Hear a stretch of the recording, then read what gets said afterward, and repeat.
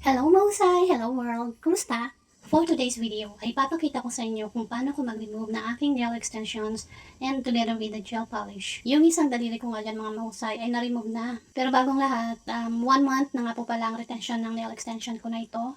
At yung isang natanggal, nauna nang natanggal, ay ang retention nun is 3 weeks din naman yung tumagal. So ganito lang ako mag-remove ng aking nail extension. Inuuna kong tanggalin yung mga nail accessories sa taas, which is nakadikit yan ng bonggang-bongga. Tumagal din siya ng 1 buwan. Sunod naman ay kinat ko na ang nail extension. Ang pagkat ng fake nails ko ay singhaba ng mga original nails ko na tumubo over time. Ngayon naman ay gagamit ako ng nail drill para ma-remove ang gel polish at kahit paano ay numipis ang soft gel extensions na ginamit ko. After this, gumamit ako ng magic remover para naman ma-remove na ng tuluyan ng soft gel. Be careful lang kayo sa paggagamit ng nail drill kung hindi pa tayo expert. After ng long process ng pag-remove ng fake nails, eto na ang aking natural nails mga mahusay. Hanggang dito na lang ang aking palabas mga mahusay. Maraming salamat po sa inyong panunood at patuloy ng suporta. Mag-ingat po ang lahat. I love you all. Mwah!